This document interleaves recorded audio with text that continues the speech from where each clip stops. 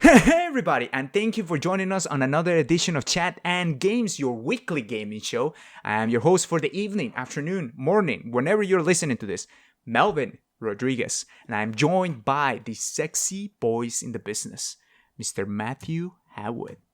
That's me, I guess. What do you mean it's just you, I guess? I'm praising the boys in the business. You know what I mean? In the business.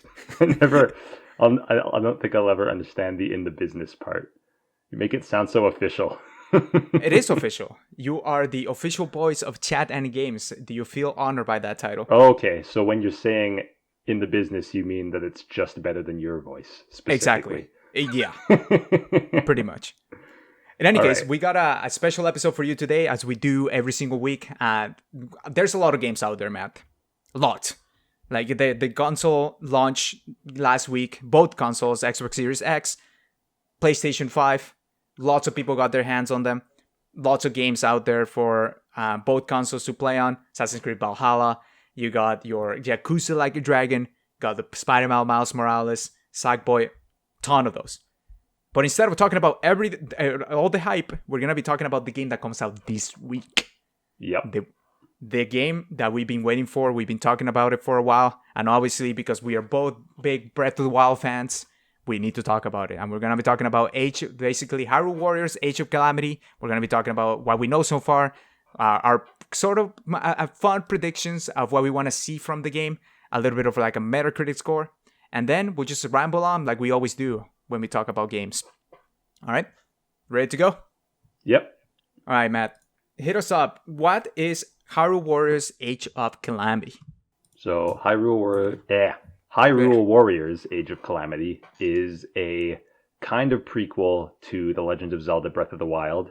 Mm-hmm. It was billed as a game that would tell the story of the Great Calamity, which happens 100 years prior to the events of Breath of the Wild. And it's going to be a Dynasty Warriors game, much like the previous Hyrule Warriors. Mm-hmm. So very much in that style, but with a lot of Breath of the Wild art, characters, and, well, plot, obviously. So, Though it was billed as a prequel, we've since learned it's not quite that. It's more of an alternate history, I guess you could say, because the thing that sparks it is this little robot in Zelda's room basically goes back in time to a good while before the calamity occurs, and is potentially going. They warn all the characters that they're going to fail, basically, and because of that, there is potential that this game could end differently or take a different path than the original story that we were told. Mm-hmm. It's always those things that get brought up with time travel, you know, whether this is like an alternate timeline, if you go back to the past and they know that the calamity is going to win, does that alter the course of actions? Are we actually going to see a Zelda game where the calamity is stopped completely before it actually takes place, or is it a Destiny where they fail no matter what they do? So this will still serve to probably flesh out Hyrule as it was in the past, as well as the champions who were obviously dead in Breath of the Wild and as such didn't get a whole lot of characterization. So that'll all still be there, but it may not be the exact story as we were led to believe. Mm-hmm. And that is one of the aspects that actually got me a little bit upset about this. I wouldn't say upset. It's just disappointed, I guess. That's the word I'm looking for. Yeah. Just because one of the main appeals for me when it comes to this game is not the actual gameplay, it's actually the story. Yeah. I am very much looking forward to seeing a lot of the events that happen. Obviously, we get lead bits and pieces on Breath of the Wild. You visit different areas, you see them destroyed, you see different... Like, it's basically environmental storytelling. You get to know a little bit more about the environments. And also, you got those memories where you actually go in and take a picture of a particular place, and it kind of brings you back. You start remembering what happened. It doesn't... but there's sort of like small pieces. You don't get a lot of it. And the environmental storytelling, there's only so much that it can tell. So having the ability to go back and see in this world before the war actually began, or while the war is happening, I guess, at this point, it was a big appeal. And also because we know how, even though we know how it ends, I want to see the whole. I wanted to see the recruitment of the 4 champions. I wanted to see them battling with their beasts, which we probably will do anyway. But the fact that they are kind of altering the timeline, are we really living the Breath of the Wild prequel at this point? Do you think, or is this just something that is going to be Is it fan standalone? fiction, basically? Yeah, almost like fan fiction. Although they did say it was canon, right? Well, not quite, and I think they might have avoided that because, Aonuma, I believe, stated that it would tell the story of the Calamity, and I kind of took that to mean, like, these are going to be the actual events as they happened.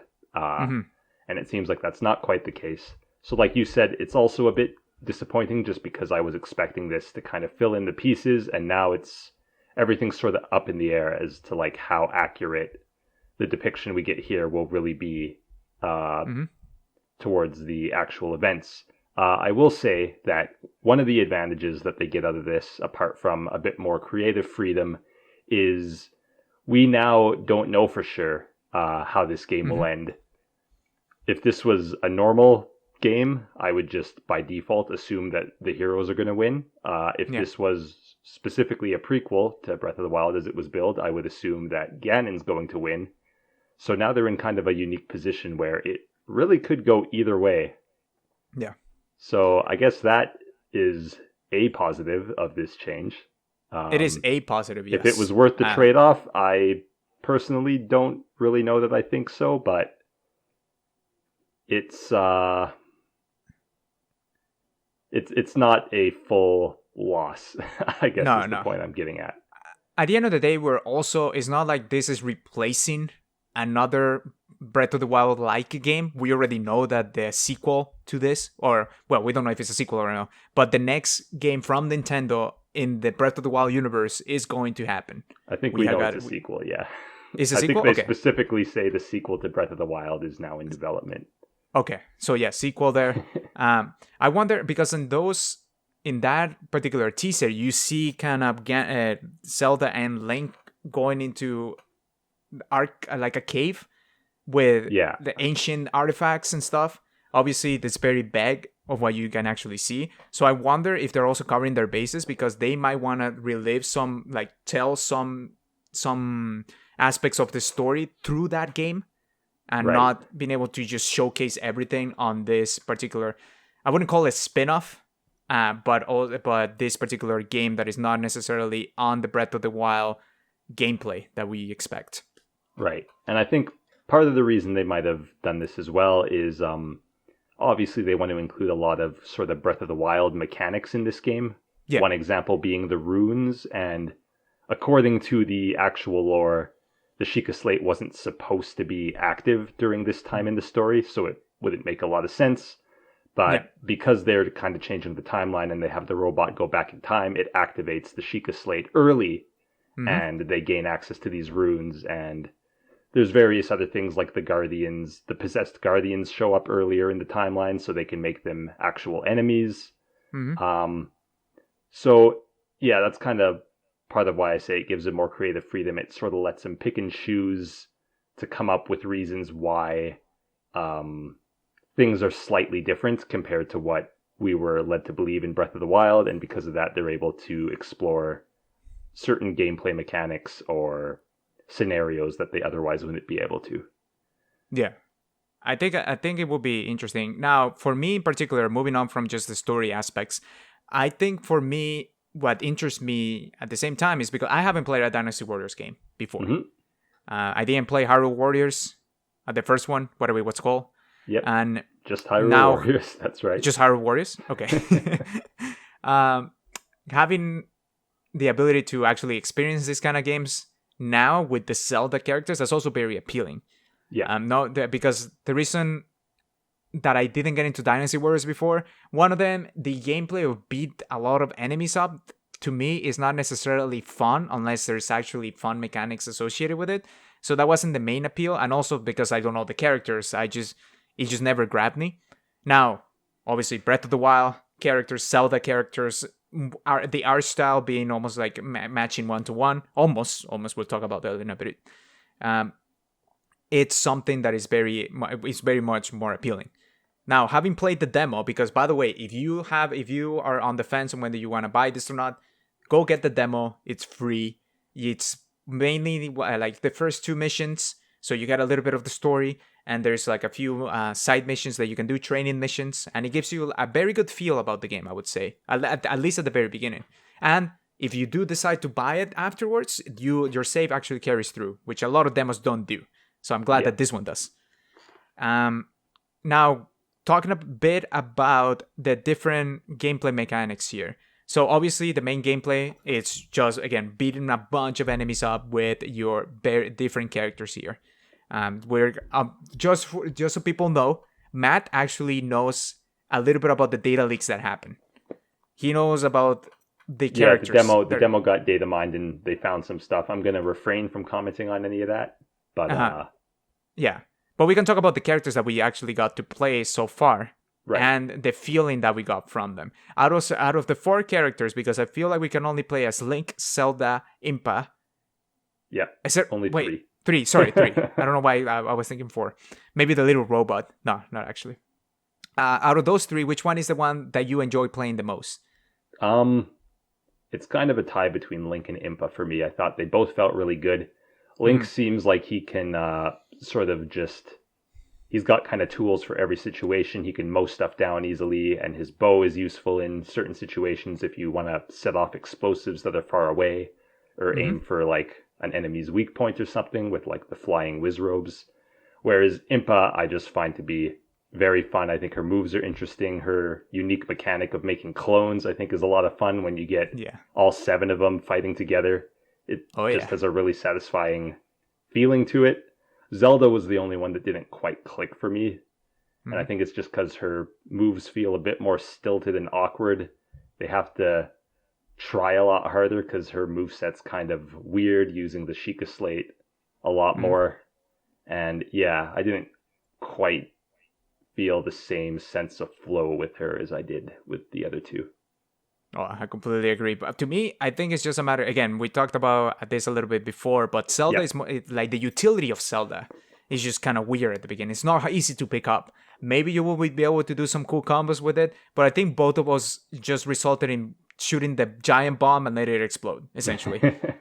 But the other 2 combos, what I find interesting is I wonder if as you play along, you get more and more into the movesets, essentially, because different combos do different things. And one combo can do a range attack, while another combo can do an AoE, while another combo is like a very targeted attack. So, and also you get new combos as the game progresses as well. By doing that, buying some of the items and doing some cooking, you even get some of that as well.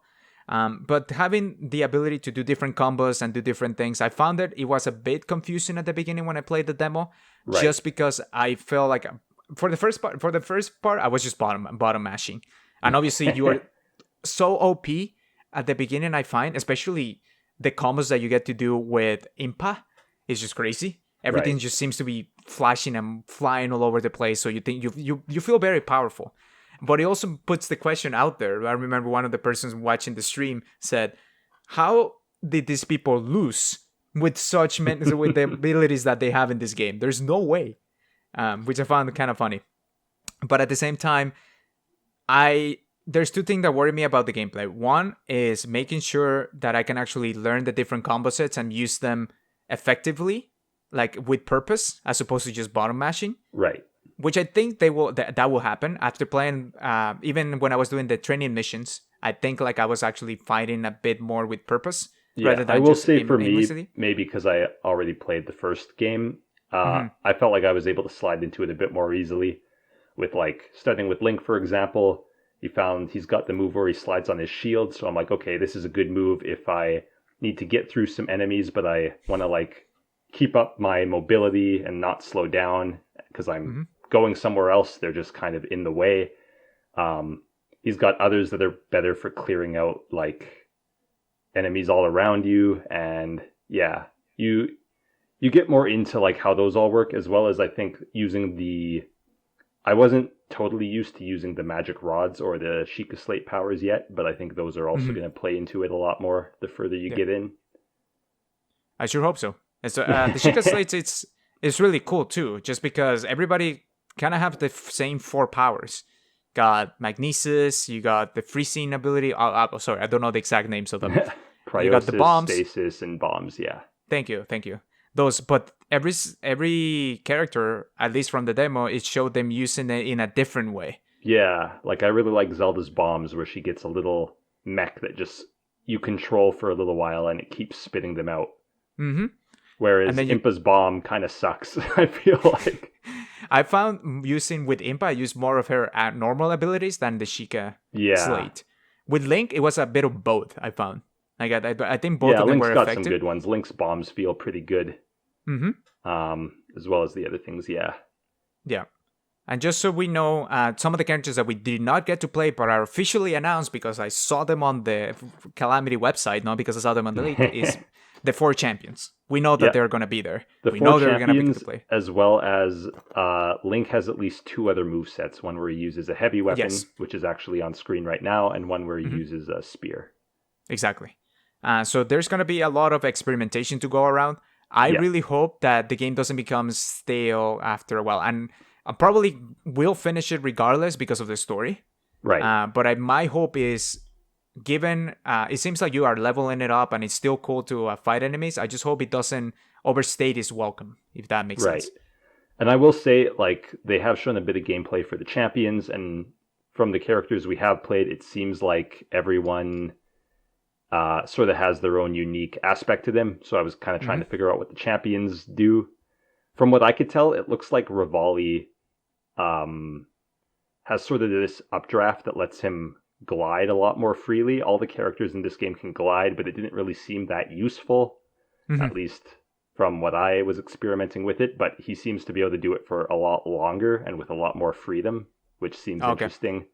Mipha seems to be able to like create these pools of water and then teleport to them and stuff.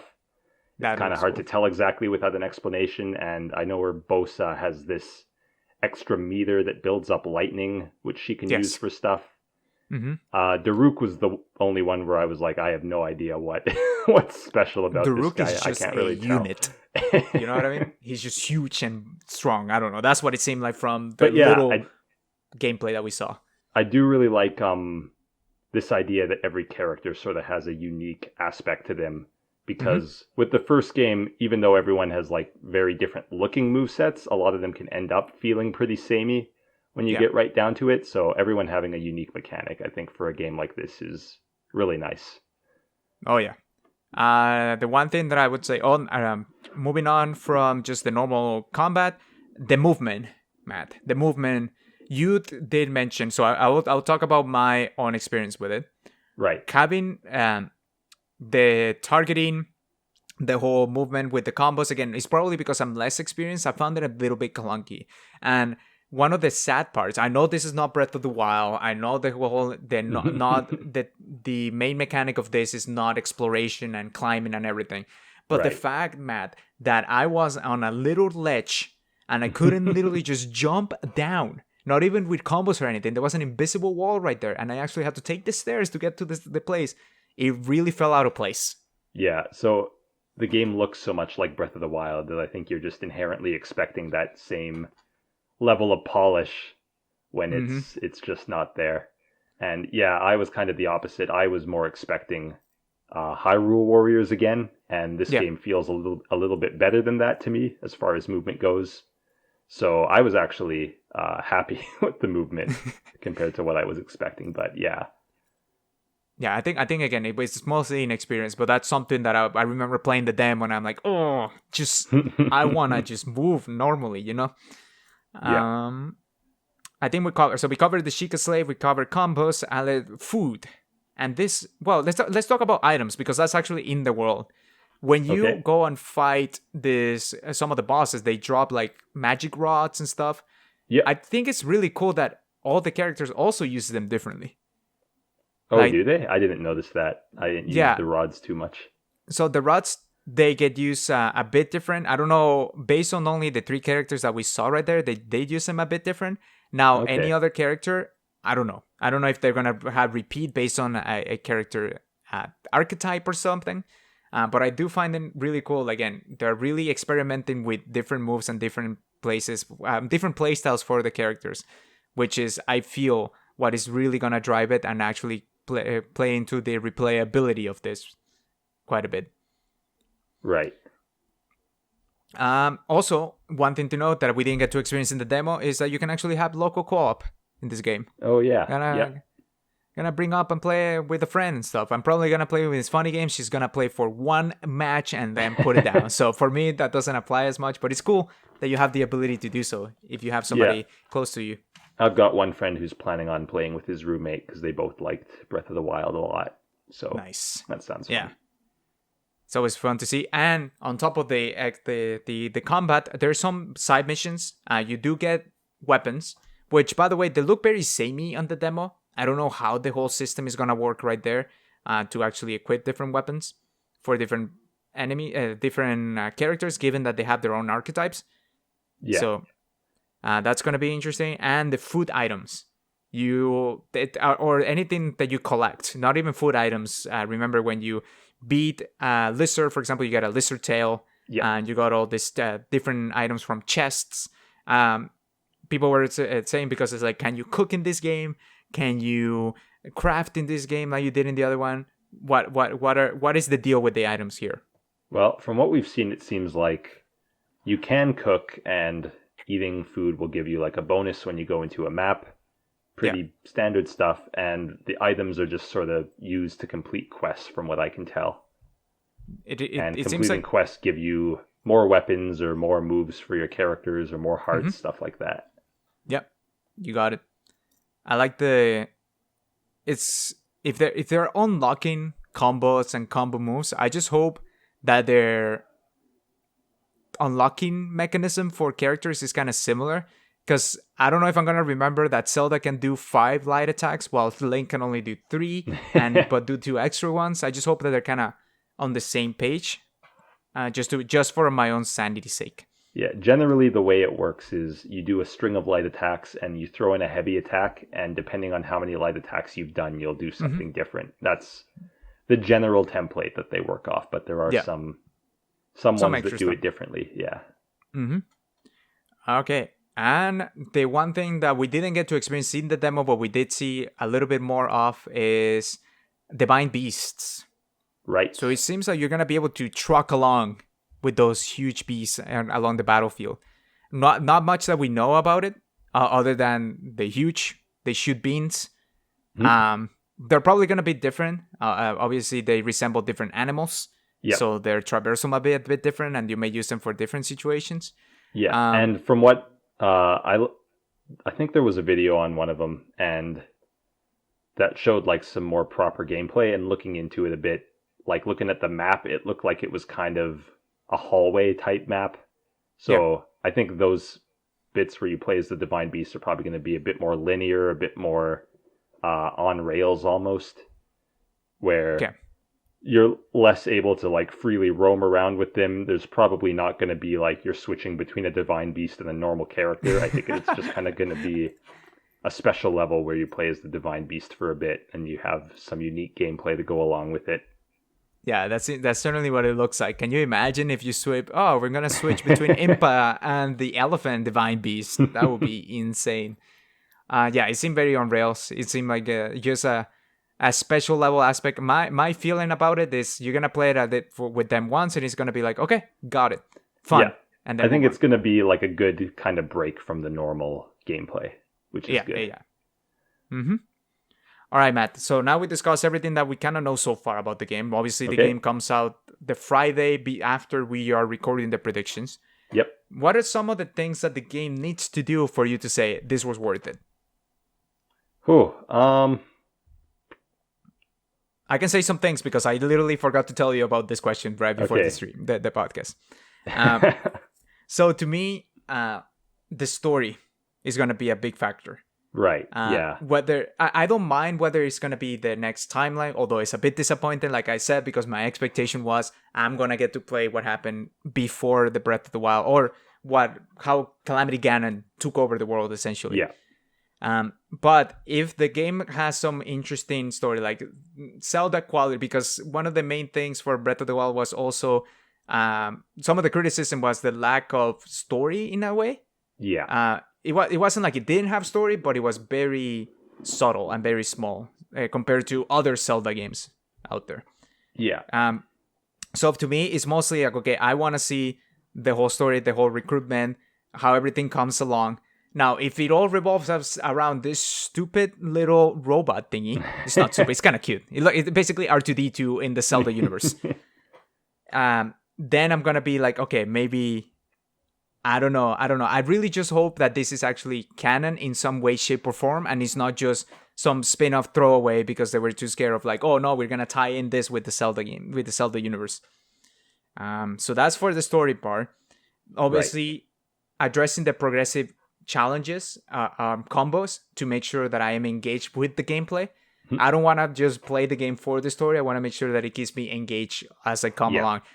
Obviously, you're going to unlock new characters. You're going to unlock new moves. So I think they have a cover. But I want to make sure that they're unique enough and beating up enemies doesn't feel as repetitive with the new stuff, especially because you're experimenting. Right. The training challenges, I just hope they're not all the same, because that's one thing that a lot of video games do. You have your training challenges, but they're basically side missions that is the exact same thing, but you unlock something a bit different. I just hope they have some even a little bit of side story associated with it, especially even with some of the side characters. That would be kind of cool. And last but not least, the difficulty. The demo you felt very overpowered. I don't feel like. Were you playing on the highest difficulty? I do not remember. I'm going to guess you probably weren't. I will say Dynasty Warriors games can get very hard if you choose to make them so. Okay. So maybe that's a challenge right there. I just remember playing the demo and I was like, I really hope there's some challenge over here, because I could be just running around and the enemies might not kill me. Right. So I just hope that there's a little bit of challenge for me to guys like, okay, I do have to be cognizant of my moves. And it's not just me, again, mashing everything. Also, collecting Korok seeds, I hope it's fun. Mm-hmm. You know? Yeah. Maybe we get the golden turd again as the collectible for grabbing all of them. Yeah. But yeah, those are the things that it needs to hit for me. What about you? Well, just to say that the game is like worth it, I feel like is a fairly low bar for me. I enjoyed the first Hyrule Warriors, even though the story was kind of dumb and it felt a bit janky to play and stuff like that. So I feel like this game is kind of already on track to be worth it for me. But whether it like really elevates itself as being above its predecessor, I think the story is definitely going to be a big deal, because I'm one of the people who thought Breath of the Wild's story wasn't the greatest. So if this can add some more color to that, I'm going to really enjoy that aspect. And then as far as the gameplay goes, just if it improves on the game that came before, I think I'll be satisfied. I'll be pretty satisfied with that. I'm not really expecting the world from a Dynasty Warriors game. So. All right, speaking of which, we also have a little bit of a little game right here to see who wins the Metacritic game. Obviously, again, Metacritic is like a collection of all the review scores. So I want us to kind of guess what do you expect the Metacritic that this game will get. Remember, that may not match 1-to-1 with your enjoyment of it. It's just what the general consensus of people might be. Now, the game before this, Hyrule Warriors, the previous Hyrule Warriors, got a 78. This is the definitive edition. Yeah, with the original one I checked got a 76. So 76? Just 2 points lower. So 78 for the definitive edition with everything included. And Breath of the Wild, I think I wrote down a 94. But I don't think Breath of the Wild is going to be a relevant metric to measure this against personally, but... Yeah. So what do you think is going to get? I have it written down, by the way. So I think this just is in case going you think to I'm be cheating. better. But I think it also might get more attention, like you said, because of that Breath of the Wild connection. Yeah. Which could potentially mean more people playing it expecting Breath of the Wild and not getting that and getting disappointed. So Mm-hmm. I'm going to say 8. Just a nice, solid 80. A little bit higher than the last one, but Okay. not a lot. Interesting. Okay. Good to know. I went a lot higher than that. Okay. I went with at 86. Okay. I want it to be in between the two. I obviously don't think this is Breath of the Wild by any stretch of the imagination. So I don't think it hits 90. I do believe it has way more of an appeal than the previous Hyrule Warriors. So I think it's for that alone, I think it's gonna be higher than that. So that's what I put at 86. Whether we're wrong or not, we'll see. We'll see whether we. So the way we're gonna do this, by the way, is we're just gonna take the score and take the absolute value and see. We can tie essentially. We could. Yeah. If it was an 83, we tied. Yeah. But just for fairness, because a lot of people play with like the Price is Right rules. Nah. That just like I can say 86 and you say 80 like 84 or 1 and then you still win just because I went over. But yeah, I think that is it for the topic. Unless you have anything else to say about Age of Calamity. I was gonna just as far as some predictions about the actual game. Okay.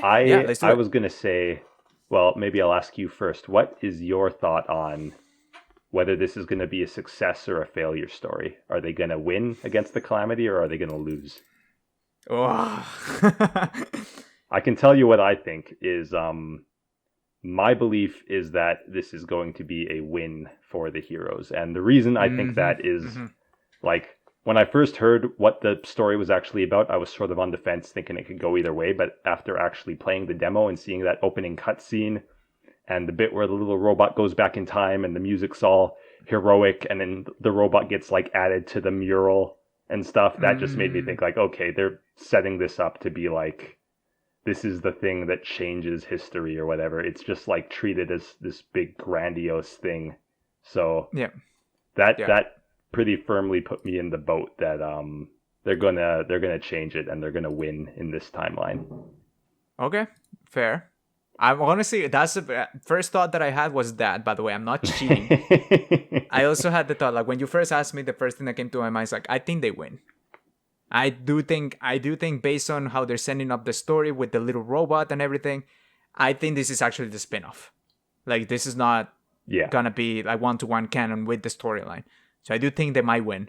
I think they're gonna show little things and they're gonna keep track of whether or not they lose. They're gonna find some sort of hieroglyph, like you said.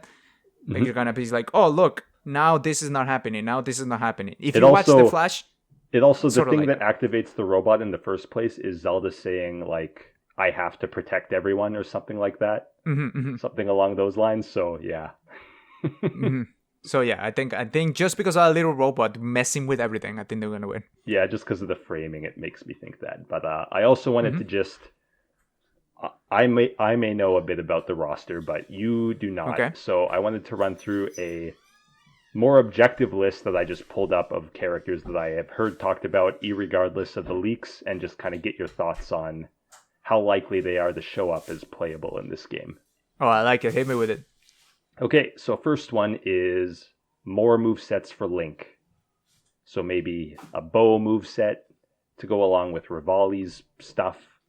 Maybe something for the boomerang specifically. I think that's been confirmed, not a thing already, but could be some other things as well. What do you think? Is it just the 3 that we know about, or is there potential for more? Bo has to be there. You think Bo, even though that's his special ability for his sword thing? I know, it's hard because they already has a range move, right? So it's hard to say whether or not it's gonna be. But I'm also thinking like the Rivali is probably going to be using all the bows that you can get in Breath of the Wild. So does that mean we can't equip those on Link? And that's kind of where my head was at. But that is true. I don't know because the bow had to be in there in some shape or form. Yeah, when I saw the bow was his special move, I was sort of thinking, okay, maybe not. Okay. But, no. I do think there might be a bow moveset. You think there might be a bow one? Okay. Yeah, I don't think they're gonna just cap it at the ones that they show so far. Okay. The Link is gonna get built up. So next on my list. Oh, sorry. No, I was gonna say especially because it's the character that you can actually customize visually. Right, yeah. Link's the Yeah. only one with custom outfits so far. I'm So far, assuming there will probably be some in the DLC because they yeah. really liked that with the last game. So I really want to see how they bring the new champions into this. You're getting like, I just feel that's not maybe another prediction for a DLC. You will see the new champions come yeah, back. that was one So of the wait. things on my list as well as characters Okay. from the present timeline. Yeah, How likely do you think they are to show up, and in what form? I think the new champions do show up. Okay, And but it will as be DLC, you're cool. saying DLC, because yeah, DLC. now we have time travel as a plot element. No, honestly, I think they finish up the story, and the Okay. DLC is mostly. It's not even. They might not even touch on the story there. They might just bring them up. It's like you can play as them. Don't ask Yeah, questions. it's kind of just do it. non-canon. You don't Yeah. think they're going to show up as part of the actual story, though? No, even though I the don't think so. robot went back in time. No, I don't think so. Okay. Next are characters that we've seen, but we haven't had confirmed as playable. So that would be Pura, Robbie, the two. So those are the two old Sheikah, except obviously they're young in this game. King Rome, Zelda's dad, the King Zora, and Hestu, which is the big Korok with the maracas. No way in heck that the kings make their way into You don't this think battle. the kings are going to be playable? No. Okay. What No, about I the don't other think so. three? The Sheikah and the Korok.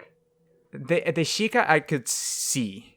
But they're all based on the demo. They were utility mostly. They were just like the researchers. Right. They did show up, but they weren't playable.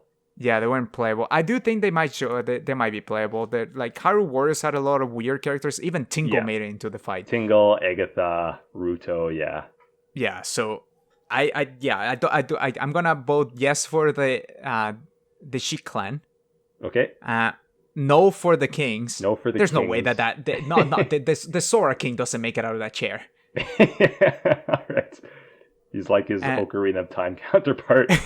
He just Pretty inches much. over very slowly. Maybe.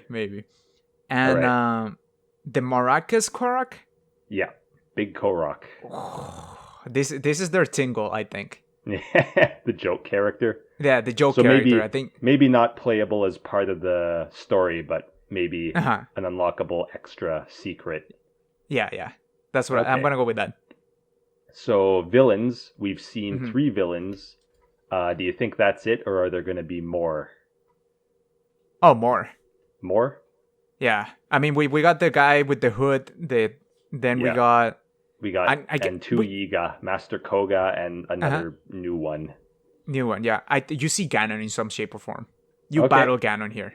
You think 100%. maybe the Calamity is playable, kind of like the Divine Beasts are? Oh, that would be lit.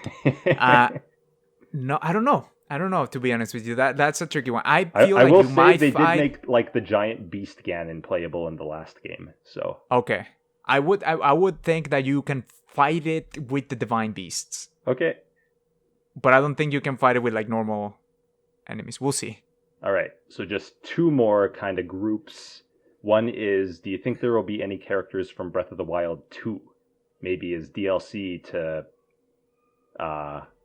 promote the launch of that game in the future. Oh, I don't think so. You don't think so? They're keeping this pretty tight to their chest. Okay. Or yeah, I think if it gets remotely added, it's gonna be like a DLC close to the launch window. Okay. So like way down the road, definitely. Way not, down the road.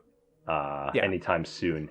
No, And I don't think they use this for promotional purposes. Gotcha. Aside from that, yeah. And then the last one is characters from other Zelda games. Do you think there's any chance of that? No, No? I wouldn't say. I would say no. It's Just pretty cool because to of see the them in this art style, but yeah. Oh, it will be amazing. I'm not gonna lie to you, but the fact that they're keeping this within the Breath of the Wild universe and the art style and stuff, I do not think. Maybe the only one that makes sense is like Toon Link and stuff.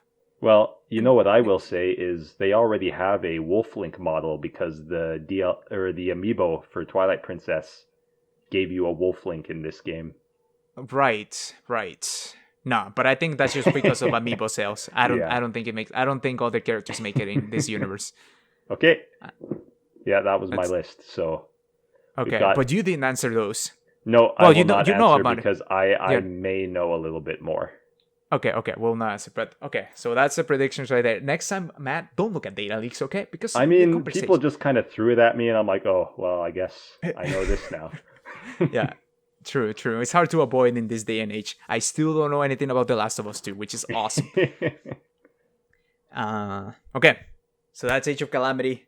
Yep. Looking forward to it. We will have a post-mortem for it Yes. once we both beat them. By the way, if you don't know what post-mortem is, it's essentially we'll beat the game, which is going to be a little bit of a talk at the beginning, just normal conversation about the game itself, and then we'll get into highly spoiler territory, talk about all of that. So once we beat the game, we'll schedule that. We'll probably have some of that coming up very soon because there's a lot of games that we've been playing. For example, we will do one for Watch Dogs pretty soon, Watch Dogs Legion. So keep an eye out for that. Which brings me to just the last little piece here. Matt, what have you been playing lately? I have been playing a game called Sakuna of Rice and Ruin. Ooh. Which was you talked very about it last recently week. released on Switch. Yeah, I talked about it as it was one of my games on my list to play for this the rest of this year. And I was trying to think of what other games I played this year that actually came out this year, because I think this might be my game of the year. Wow. It is in contention at the very least. That is But crazy. I think spoilers for our game of the year talk. I think part of that reason might be because I didn't play a lot of games that came out this year. True. I spent most of this year playing older games, which if we include those in our lists, it might be a different story. But okay, I'm really enjoying this game. I really like having a farming simulator that doesn't feel like it's just kind of working off Harvest Moon's base. As much as I love Harvest Moon and Stardew and other games that kind of follow that formula, it's just cool to see a different take on it where a lot more focus is placed on the entire process of like tilling the field, making fertilizer, doing the actual planting, maintaining like a water level for rice, because it's just like you have a stream and you have gates that you open and close to change the water, maintaining the temperature based on like if it's been raining a lot or if it's been really hot, and the actual harvest, as well as all the steps that go through actually like processing your rice after the fact. Okay. And the fact that like each season in this game is only 3 days means that you get that like harvest turnover a lot quicker, and it's more about just like making the highest quality crop you can. So it really has a different feeling compared to something like Harvest Moon, which I appreciate. Yeah. And then on the combat side of things, because this game is a big like hybrid kind of thing. It's a hybrid between it's like half farming simulator, half 2D action combat game. And I think is it turn-based? No, not turn-based. It's real time. It's got a really nice flow to it. I feel like you have this divine raiment, they call it, which sort of acts like a hook shot, so you can kind of fly all over the place with that, grapple off enemies. And it just feels really nice and satisfying, really like crunchy combat with good weight behind your moves. And the two aspects of the game, despite seeming so different, I feel like really tie into each other nicely. Like your character is a harvest goddess, so the way they actually level up is determined by how good of a harvest you had the previous year. So based on that, you get stronger, and then going out into the world, you're able to procure materials to use for farming, as well as just to like feed the group of characters that you're sort of stuck with. Because you're sort of stuck with these 5 humans who you have to take care of because they're all kind of useless. But they gradually start showing their own strengths and traits that they excel at. And I think that's probably the part of the game that I was most surprised by. I wasn't expecting much from the game writing-wise, but I'm actually really enjoying it and getting invested in these characters who look like they could be generic characters in any other game, but there's a surprising amount of depth to them. And just like going through the game, I'm on like year 6, and you still have all these like little scenes that'll just come up out of nowhere of different characters interacting with each other, or whenever you sit down to a meal at the end of the day, sometimes all the characters will have a conversation about something. And yeah, That's cool. it's this feels like a game that was just made specifically for me. And I just kind of love everything about it. It looks it looks so wholesome. Like just the Yeah. beginning sequences and everything. I'm really really enjoying this game, and I'm glad that it kind of fulfilled all the areas I thought it was going to excel at, as well as kind of went above and beyond in some. So yeah, I'm very satisfied with this game right now. Oh my gosh. Look forward to the postmortem of this because like holy, that's awesome. I remember, and I now remember the art style. The guy with the nose is Yeah, very recognizable. He's pretty fun. Awesome. The useless samurai. Oh, it just looks like such a wholesome game based on everything on the trailers and everything. Now Yeah, you it's maybe pretty want to play it, feel-good. Matt. You know, and we have too many games this holiday season. Way too many. I want people to play this. I want this game to do well because I think it's really something special. So Nice. Did you even have like a weasel here? I don't know what's going on. oh Three yeah, pigs? the Weasel Man. He's voiced by Claude from Fire Emblem Three Houses. So Oh, that's even better. There we go. Just the best character there. Okay. I'll go through a quick of what I've been playing. I finished, like I mentioned, Watch Dogs Legion. We'll look forward to that postmortem. I got the platinum for it. Man, it's been a while since I platinum something. Let me tell you, man. Oh, is that feeling again? It's like, do I go back and do this again? Go platinum hunting, but the time they required to do so, it's incredible. So yeah, I finished that. Overall, you'll get to hear more about it, but overall, it's a meh. Overall, you'll hear more about it later. okay. And Well, then- I'm interested for the postmortem because Yeah, I think that that game does have a very interesting hook that I think yes, even if this game didn't succeed, I think there is a lot of potential there to make like a game that is really interesting. mm-hmm. But I will tell you, the hook itself is very compelling on paper. Right. Execution wise, we'll talk about that. I imagine the execution would be challenging. So It is a challenging thing. I think But if nothing else, it'll be an interesting case study for yes. what it would take to make a game that uses that hook effectively. So Yeah, I'm and looking forward to that. and kudos for trying something like that. Yeah. Just because it does have a big appeal, but that's the main appeal, and that's all you're gonna get. Let me tell you. Because, okay, I said I wasn't gonna get too much into it, but one other thing that I would say, I only played Watch Dogs 1, platinum that. I didn't get to play 2, and I played Legions. I would think that there will be leaps and bounds on the gameplay by this point. Right. And the only thing major that was in there is that hook. And if it's a swing and a miss for you, oh boy, you are in trouble. So yeah, I've been playing that, and Spider-Man Miles Morales finished the story. Okay. We'll talk about that and obviously I'm not gonna talk about story specifics. What I will say is, there was a lot of talks about whether this game was going to be like the Uncharted Lost Legacy of Spider-Man. If you don't know it, it's basically a self-contained game within the same universe, using a lot of this like similar assets and that sort of stuff. But it's not a full-blown game. Like it is not the 50-hour game that you're expecting. And this game does feel a lot like that. Obviously, they added a lot. They added their specific mechanics of new gameplay mechanics, which in my opinion, are better than the original Spider-Man. All right. But the story does feel a bit rushed, Gotcha. I would say, because they have very little. It's a smaller window of time for you to get together with these characters, and honestly, that part it felt a little bit rushed. And that doesn't mean that the story is bad, by the way. We'll talk about the story later on at the postmortem. But yeah, I've been playing that, and I'm trying to finish up that Chrono Trigger. You know what I mean? We need to. Yeah. We've been playing it together. You and Mr. Popcorn with the Spoon already finished it, Mr. Braden. Yeah. So we need. I'm the last one, and I need to just catch up on that.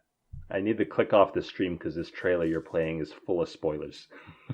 Oh, is it? I'm sorry. I literally just clicked the launch trailer. I know it shouldn't have this much stuff in it, but that's the bad part about watching trailers. That the same thing happens with movies. You know, the thing though is if I wasn't already playing it, it would probably all be meaningless to me. So okay. But yeah, well, I'll cover that up for you, but so you don't have to see it. Wait, why is it not working? Oh, I'm hitting the wrong buttons. There we go. I'm covered up already. But yeah, I think that's everything that we got for you today. Or Matt, do you have anything else that you want to mention here? Bye. Don't say bye. Like I haven't done the full intro yet. Oh, we're not Outro. ending here. Yeah, we're ending. But let me do the plugs and everything. You know, we're running a business here. Not really, but you know. Anyway, thank you so much, everybody who joined us live. Again, we try to record this live every week on Mondays at 6 p.m. Pacific Standard Time. Sometimes it's swing and a miss, and we missed it. But you can catch it on the weekly basis on YouTube. We all sometimes miss that too, but we're trying to get better at it. And by we, I mean me. All right. I'm the one who does the editing, and I'm the one who slacks off. So just so everybody's aware. In terms of where you can watch this on YouTube the following day, and by searching "It's All Fun and Games," or just clicking on the description below if you're just hearing this on audio. If you like what you see, like always, make sure to leave us a like and subscribe and hit the notification bell to not miss any other episodes. Because not only do we do chat and games, like we mentioned, we do postmortems. We also do the daily sign-in every single day. Just talk about what's going on in the gaming news, you know, just figuring things out in there and just giving our own opinions. We're not trying to be media outlets out there. We're just trying to give our own voices heard in the video game world. Other than that, well, we stream almost every weekday. We are actually doing a run of Divinity Original Sins 2 with the Lizard Squad. We do that every Tuesday, so if you want to check that out, it's pretty fun. Other than that, I'll catch you later. Matt, anything that you have to say? Bye for real this time.